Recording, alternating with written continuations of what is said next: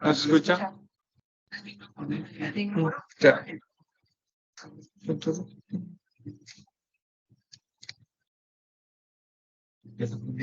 Ahí se escucha. Excelente. Gracias. Bueno, vamos a comenzar. El día de hoy vamos a ver neoplasias de hipofaringe y laringe. Vamos a tratar de resumir este tema en los puntos más importantes que les pueden ser útiles, sobre todo al momento de ver estudios de primera vez o de seguimiento. Porque el tema es muy extenso. En sí hay que hacer un recordatorio sencillo de qué es lo que vamos a ver de hipofaringe y laringe. Hay que recordar que son dos estructuras que a pesar de que están separadas, tienen un contacto por la estrechez con la que colindan. Podemos observar cómo a partir de la laringe está justo al mismo nivel de la hipofaringe y la única estructura que lo separa es una pared posterior. Es un recuerdo sencillo, rápido, para que podamos aterrizar los conceptos que vamos a ver más adelante. Ustedes al momento de ver un TAC, hay que recordar que la vía aerodigestiva, a pesar de que en su porción de la hipofaringe y laringe comparte muchas estructuras, sí es diferente al momento de evaluarla, tanto que las clasificaciones de TNM, las clasificaciones internacionales de oncología lo separan de manera muy específica. La primera, digo, este es un corte de tomografía, son 3 cortes de tomografía axiales. Hay que recordar que tenemos una epiglotis, un espacio preepiglótico. Aquí es donde empieza a generar un poquito de confusión porque tenemos la fosa piriforme, que nos da cabida para el seno piriforme, que está en verde, como podemos ver en la pantalla. Eso todavía es parte de la vía digestiva, y ya el vestíbulo laringio es parte de la vía aérea. Bajamos un poquito, si ven a nivel del cartílago cricoides, ya podemos ver la comisura anterior, la comisura posterior, las cuerdas verdaderas, ¿sí? Aquí comparte la pared que les comento, la pared posterior, que es una pequeña estructura que separa estas dos áreas. Más abajo tenemos la región postcricoidea antes de llegar al esófago, el cartílago cricoideo, que es el último espacio, el último cartílago de la laringe. Y ya fuera de esta área hay que ver las relaciones que tenemos que revisar al momento de ver estos estudios, como es la tráquea un poquito más abajo, la porción cervical del esófago, después del espacio postcricoideo hacia abajo, y este es un corte, una reformateo sagital, en donde podemos orientarnos un poquito más o menos en qué niveles estamos trabajando. La parte más importante de esta plática es que conozcan de qué se trata la evaluación de nucleases de hipofaringe y laringe.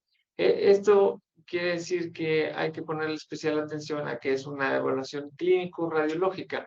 El clínico no les va a pedir el estudio para diagnosticar una neoplasia de faringe o hipofaringe, les va a pedir el estudio para 2 cosas.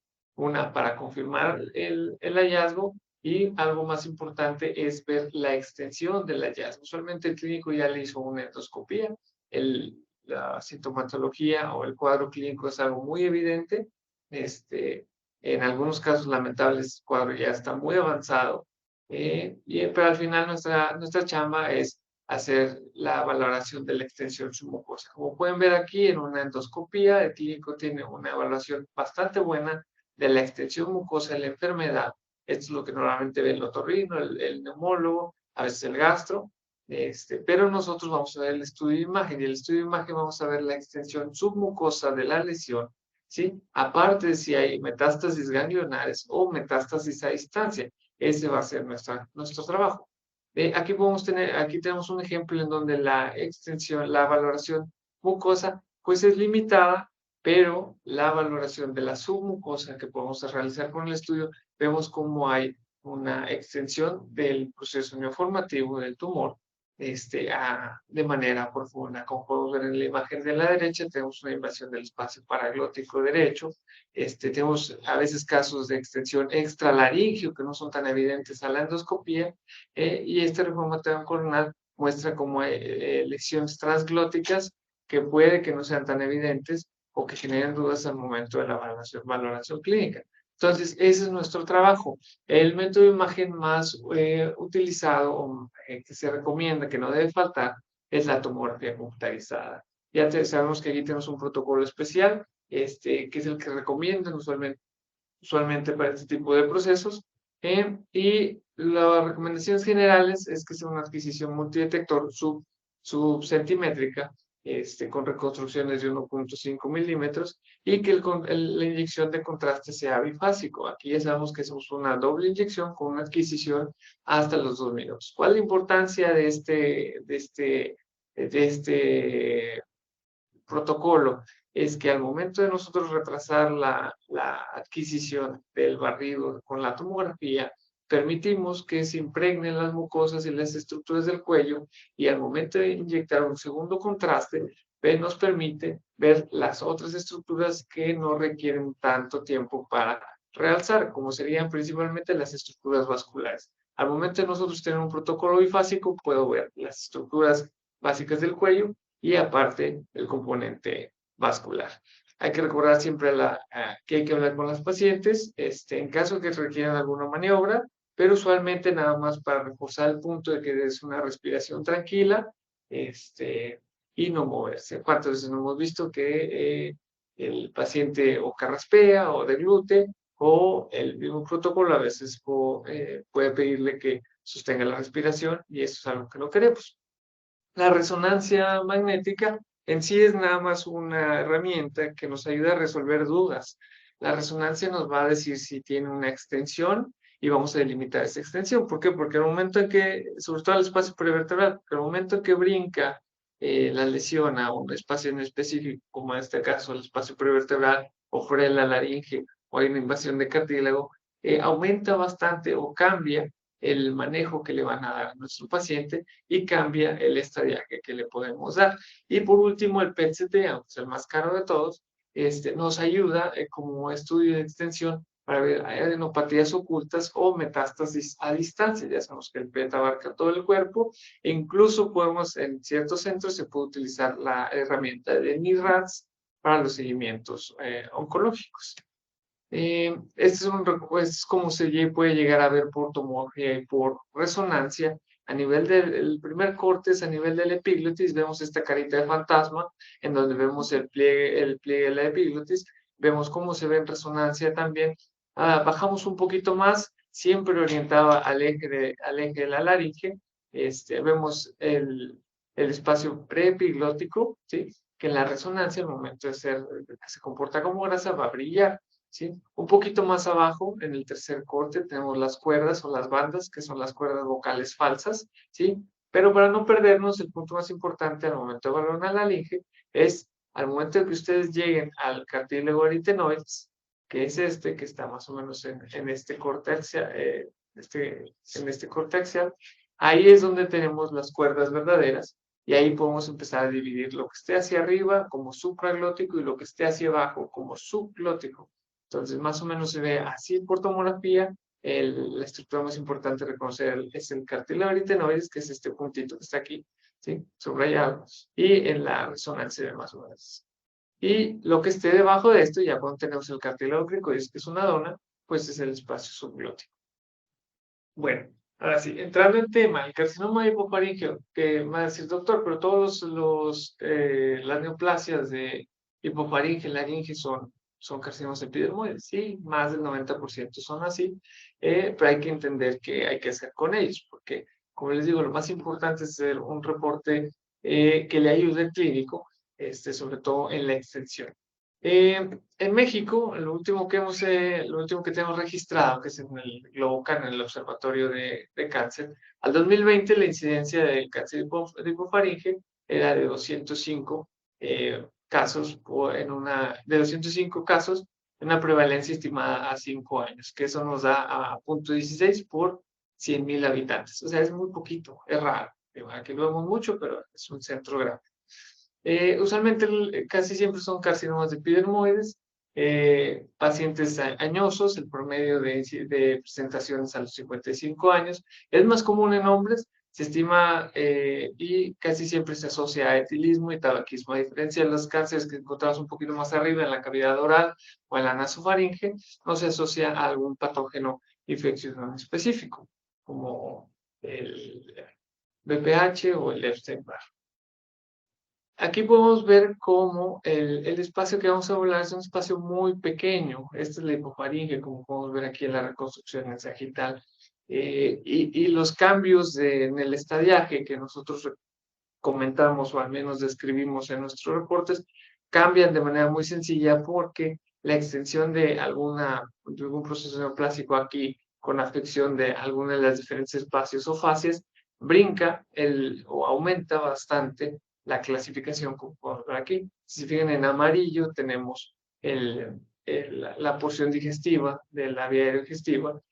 Cuando brinca hacia las fascias, que sería el espacio prevertebral, aumenta a un T4A y ya cuando se extiende a los tejidos blandos, al resto de los componentes del cuello, ya sería un T4B, que pueden ser hallazgos muy sutiles.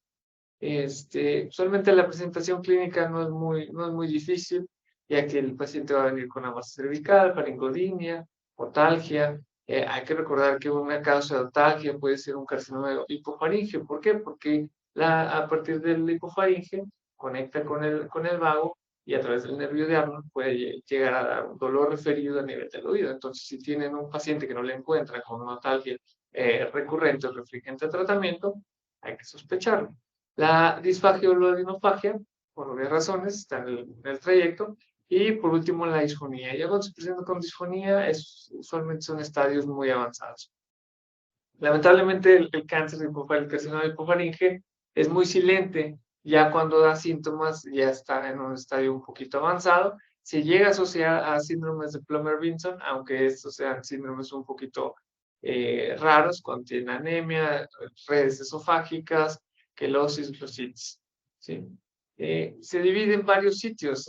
Usualmente lo podemos separar en seno piriforme, pared laringe posterior, faringe posterior y espacio postcricoideo.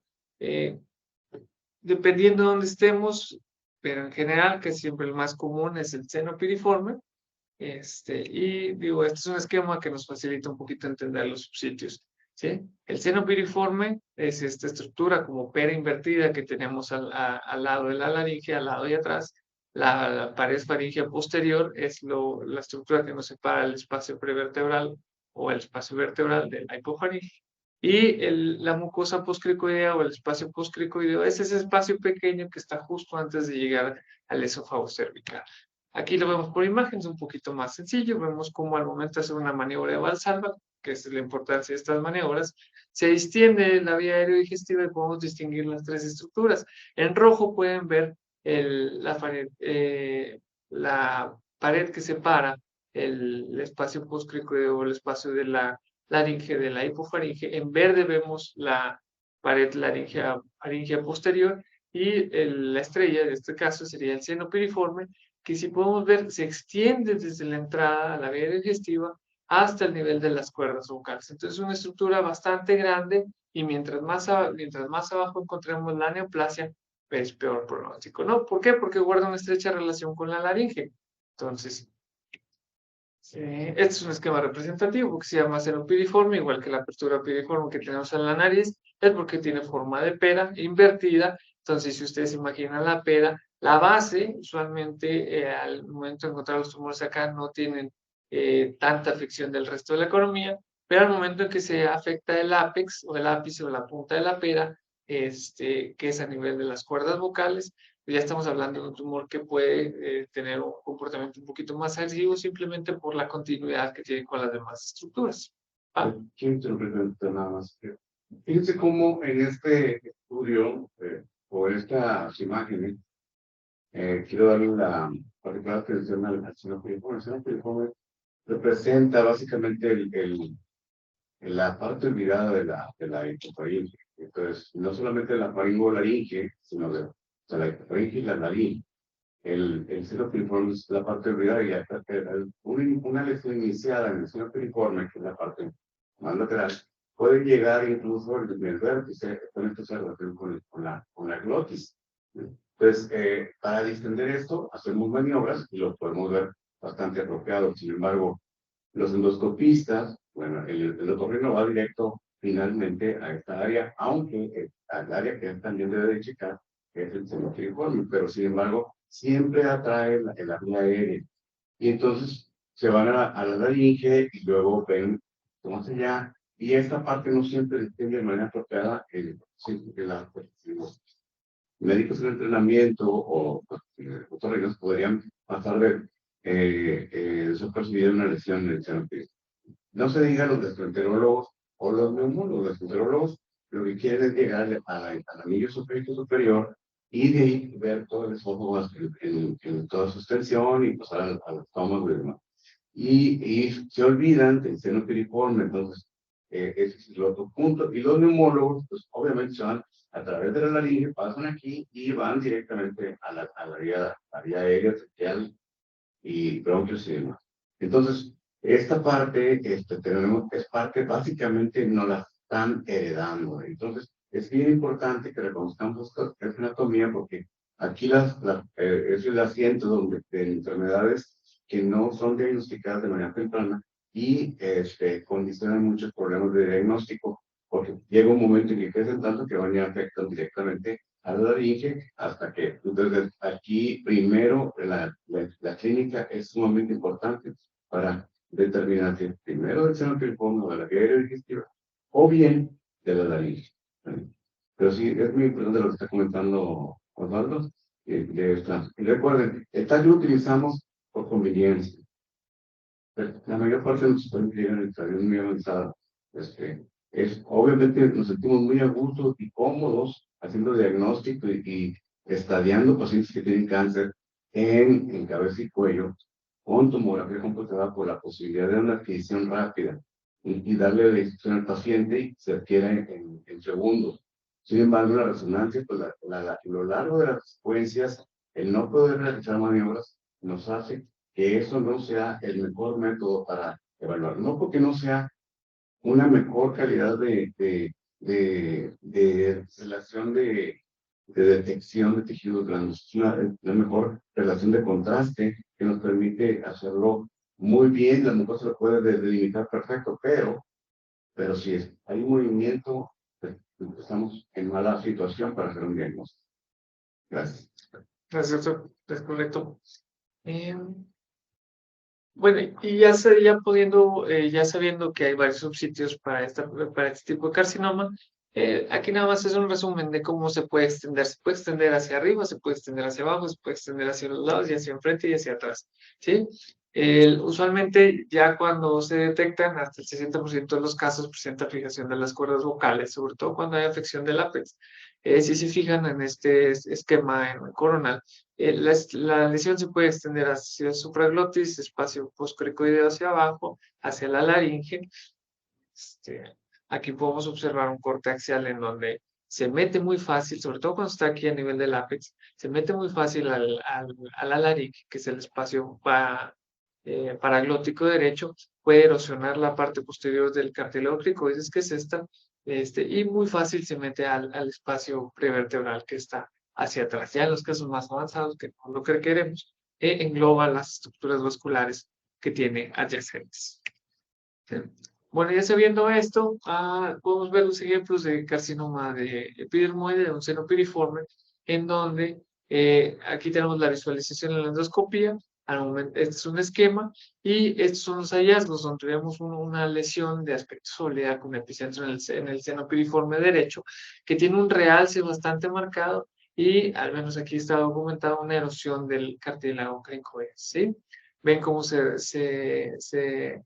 medializa el repliegue aritenoepiglotico, que es estas cuerditas, estos tentaculitos que tenemos acá. Otra forma de presentación es por resonancia. Aquí hacemos un comparativo de una tomografía en donde está afectada el seno piriforme con una lesión de aspecto sólido, un carcinoma, que por resonancia tiene una mejor resolución de tejidos blandos, pero ya es evidente ya hasta que esté muy grande, ¿verdad? Recuerda que la resonancia nos ayuda a resolver problemas, dudas, sobre todo en la extensión, no tanto en el diagnóstico de la lesión. El otro subsitio en donde lo podemos encontrar es la pared posterior, es un poquito más raro, pero ven cómo se aumentan los tejidos blandos prevertebrales a causa de una lesión que tenemos aquí, un carcinoma, que aquí sí la resonancia nos va a sacar de muchas dudas, porque nos puede definir la lesión en el espacio, y al momento de darla en una pared posterior, la podemos localizar como un carcinoma hipofaringe y la podemos estadiar de manera mejor, ¿sí? Este es un caso un poquito ya más avanzado, en donde por tomografía nada más vemos la pérdida en la relación de los planos grasos, vemos cómo se borra todos los planos que tenemos acá atrás, y aquí no sabemos si es de seno piriforme, si es de hipofaringe, si es de dónde está viniendo, ¿no? Entonces le hacemos una resonancia y podemos definir muy bien que esto nada más corresponde a los tejidos blandos de la pared posterior de la faringe, de la hipofaringe. Y el espacio postcricoideo, pues es un espacio, pues una tierra de nadie, es lo que separa de la vía aérea superior del esófago, es un espacio bastante reducido, en donde también puede tener sus lesiones, como podemos ver aquí en la tomografía, los hallazgos sutiles de la interfase que vemos hacia acá atrás nos dicen que esto corresponde a una lesión anterior que no está afectando la pared posterior, como la vimos hace rato, y que está justo a nivel del cricoides, que esto nos indica que es una afección del espacio postcricoideo. Estas afortunadamente son tumoraciones raras, ¿sí? Una puntualidad, una puntuación, una precisión que hay que hacer de estos casos es que al igual que el carcinoma de subglotis, un carcinoma en el espacio postcricoideo se puede llegar a presentar nada más como un ganglio delfiano, que es un ganglio que sale a la mitad del cuello, en medio en el espacio 6. Este es otro ejemplo donde tenemos una lesión de aspecto sólido. Por tomografía alcanzamos a ver una interfase que separa los planos de la pared posterior, y en la reconstrucción en sagital vemos cómo corresponde una lesión del espacio postcricoideo, porque está a nivel del cricoides. El TNM, bueno, el TNM es una herramienta que podemos utilizar, usualmente sugerimos cuando tenemos buena comunicación con el clínico. Lo más importante del TNM es saber qué estructuras se van a afectar, porque dependiendo de eso es lo que se va a traducir en el tratamiento de nuestro paciente. Cuando son TNMs bajos, sobre todo en la porción del T o del tumor, los carcinomas in situ, los T1, se pueden tratar de manera curativa, de manera más sencilla. Cuando le brincan un T2, T3, y limita ciertos procedimientos quirúrgicos, y también extiende un poquito el manejo, y tanto con quimiorradiación. Y ya contemos un T4A que usualmente afecta estructuras aledañas, o un T4B que tiene franca extensión fuera del sitio de origen. Estamos hablando de que las opciones terapéuticas que tenemos o son muy agresivas, o muy prolongadas, o se limitan bastante, ¿vale? Este es un ejemplo donde tenemos una tumoración con un origen probable, le dejamos el epicentro probable en el seno piriforme derecho, se extiende a supraglotis y a subglotis, como podemos ver aquí en las reconstrucciones en coronal y en sagital. Este es un ejemplo de un carcinoma de seno piriforme ya avanzado, ¿verdad? Esto lo dejamos como un probable T4A. Y lo más importante aquí es que sepan localizarlo, y ya con base en eso puedan utilizar su herramienta de TNM, al menos, digo, ya sea que lo hagan de manera descriptiva o que le sugieran la clasificación. Este, Pasando al vecino, que es el carcinoma de laringe, ¿sí? Es prácticamente algo similar, ¿no? Es carcinoma epidermoide. La gran mayoría de los casos, la incidencia en México es de alrededor de 2.3 casos por 100,000 personas. Si se fijan, también es un poquito raro, no tan raro como el carcinoma hipofaringe. Eh, Usualmente se presenta en edades similares, un promedio un poquito más alto, es de 65 años. Es más común en hombres y tiene una asociación, una relación bastante marcada con el etilismo y el tabaquismo. Hay que recordar que la laringe, donde se encuentra, es un esquema, y que se divide en supraglotis, glotis, que es donde están las cuerdas vocales, y subglotis. Es más común el carcinoma a nivel de la glotis, a nivel de las cuerdas vocales, seguido de la supraglotis, y por último la subglotis, que es el sitio más raro.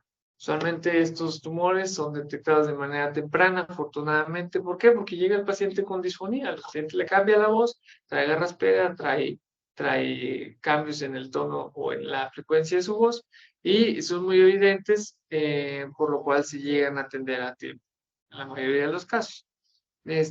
Pueden tener enofagia y disfagia en casos un poquito más avanzados, igual atalgia, y por último, obstrucción de vía aérea, que es como lamentablemente vemos algunos casos donde llegan ahogándose y limitan un poquito el abordaje para el otorrino.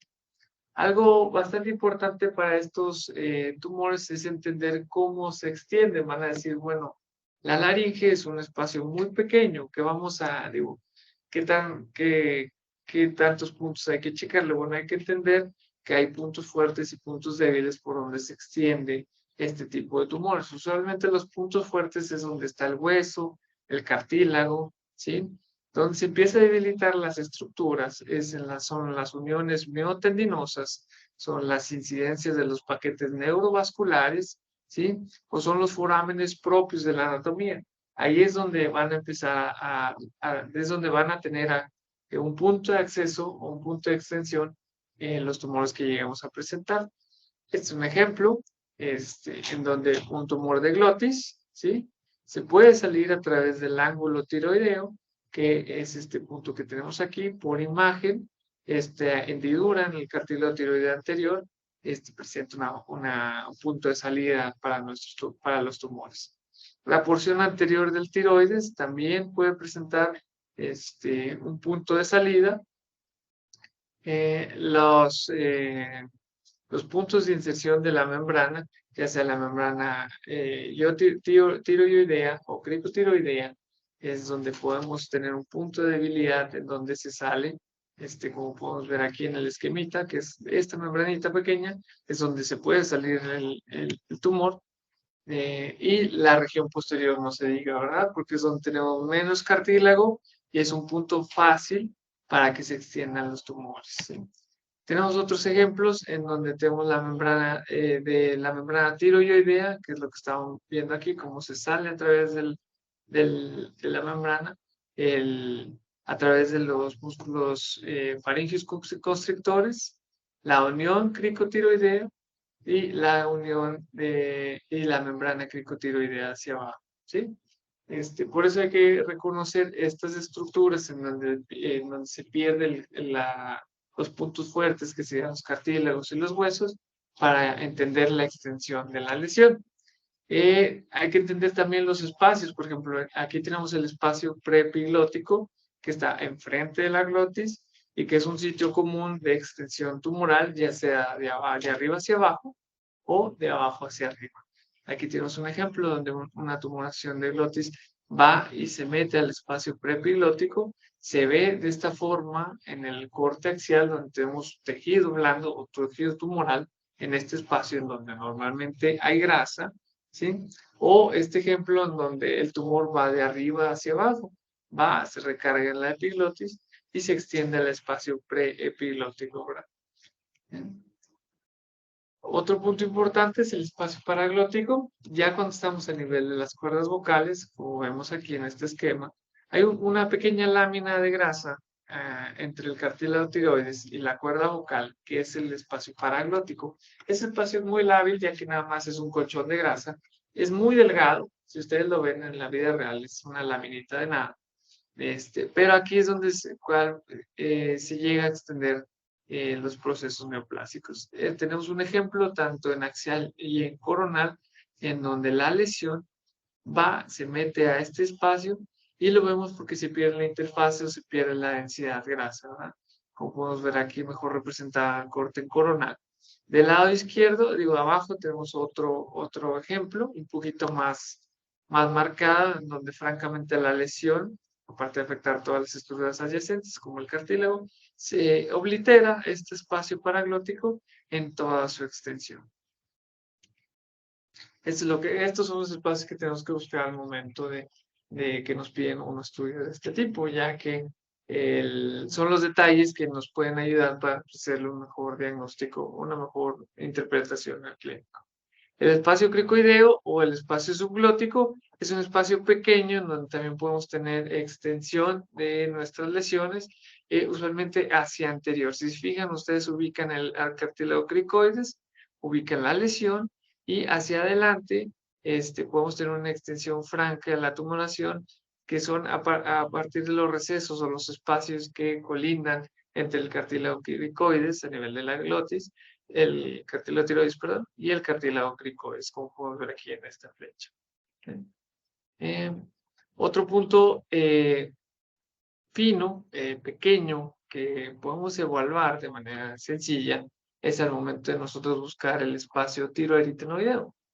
Buscamos, ya sabemos que hay que buscar el aritenoides para saber que estamos a nivel de la glotis, y este espacio que se encuentra aquí, entre el cartílago tiroides y el aritenoides, el espacio tiroaritenoideo, y es otro punto de extensión de las lesiones, ya sea de los frenos piriformes, como vimos anteriormente, que se mete a la laringe, como podemos ver en este corte de tomografía, en este corte de resonancia, o que se salga, ya sea una tumoración glótica, que se salga por este espacio hacia las estructuras vecinas.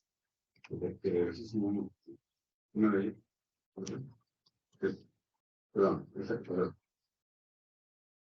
Otra de las vías de diseminación, como ya mencionamos bien, es esta, la otra es la de la cricotiroidea hacia adelante.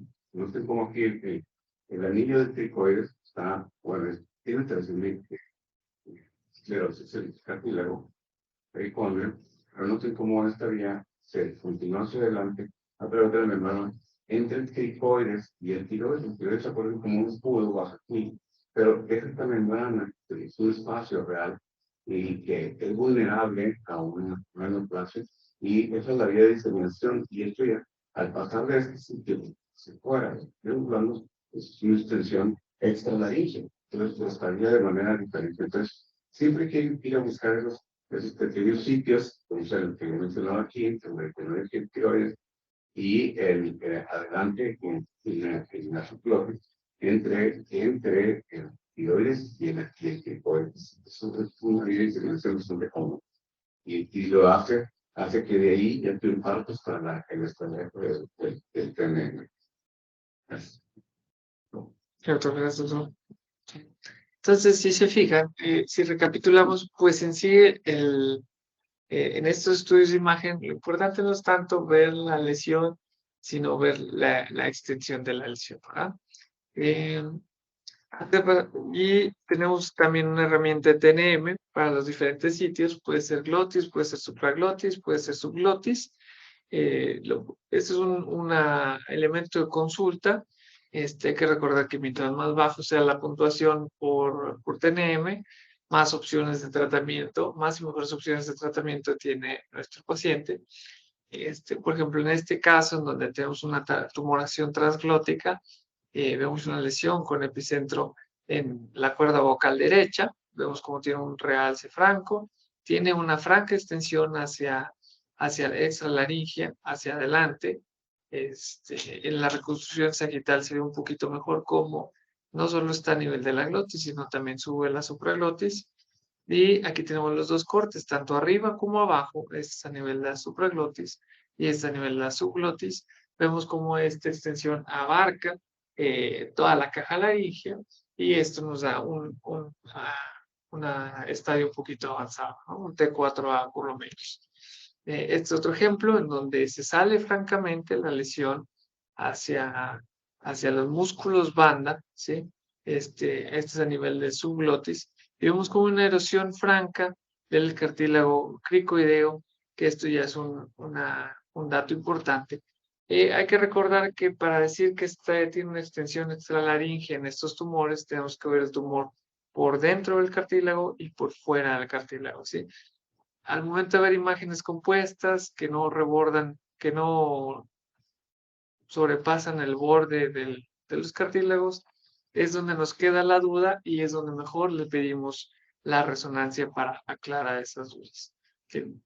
Entonces, por ejemplo, esto es un estadio leve o temprano, en donde por endoscopía se puede ver de manera sencilla y nosotros al momento de evaluarlo por tomografía, que este es un T1 de una lesión supraglótica, pues corresponde más o menos la lesión que ven a nivel de la supraglotis, una glotis normal, y por tomografía vemos una masa que nada más invade de manera local el cartílago epilótico sin extensión al espacio preepilótico, como vemos ahorita, que dándole una buena chance para el tratamiento a este paciente.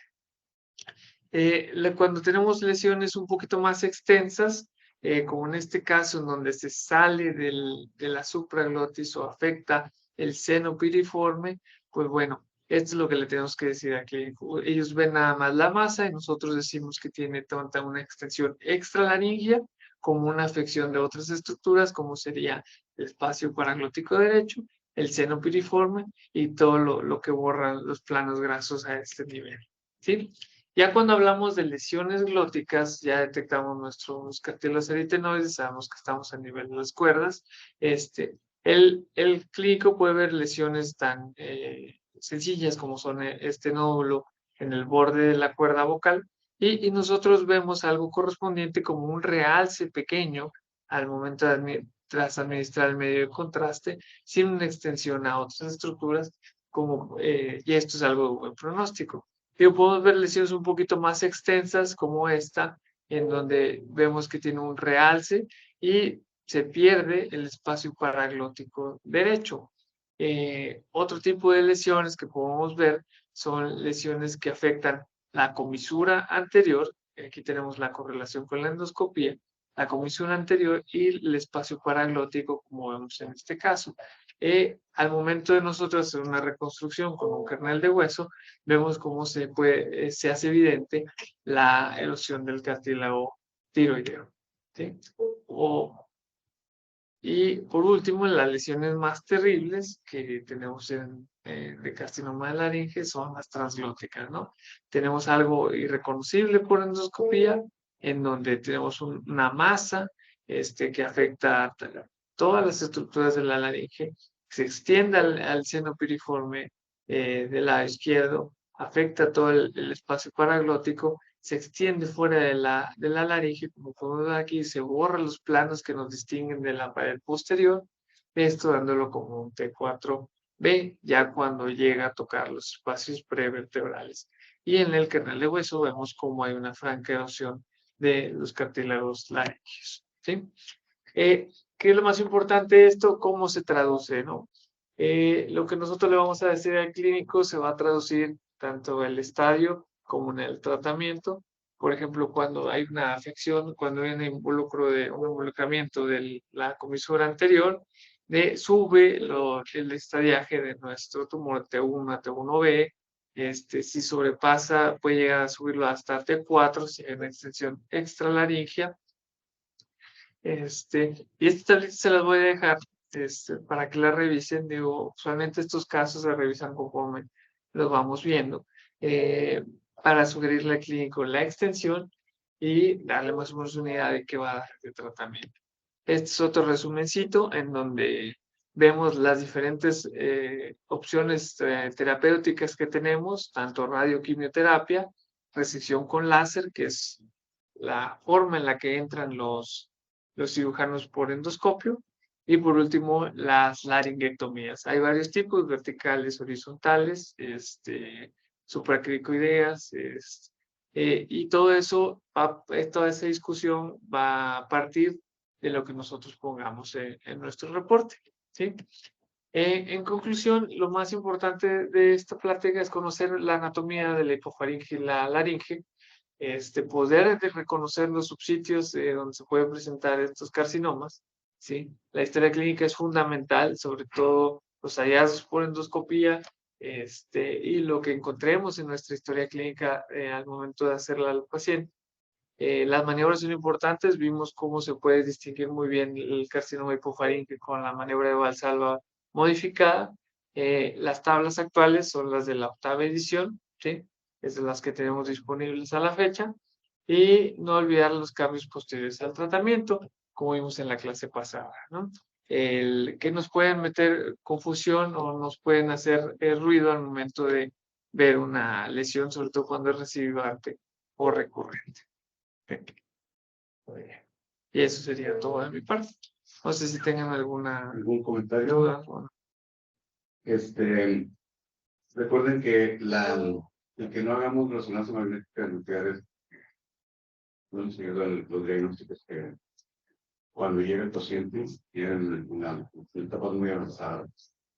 Y las técnicas de resonancia aún todavía son de mucho tiempo. Sin embargo, en otros países, en Europa, en algunos centros, donde se están en resonancia, con técnicas muy rápidas y además, obviamente, pues, son pacientes que tienen un historial menor al momento del diagnóstico. Entonces, eso hace que ayude mucho a la posibilidad de hacer fuentes rápidas y determinar el grado de extensión de la lesión. El manejo de las secreciones es otro punto muy importante en los pacientes. Pueden que cuando se juntan las secreciones de los pacientes que ya tienen una lesión ahí, pues va a condicionar que el glutamic no nos va a permitir evaluar apropiadamente. Aunque aquí no se mencionó las técnicas de fonación para las cuerdas vocales. Las clínicas son útiles para determinar la ubicación, ubicaciones que de alguna manera las encontramos temprano, que vienen para determinar si está nada más en la glotis o si ya se involucró el área supralaríngea, es decir, el tipo de laringe.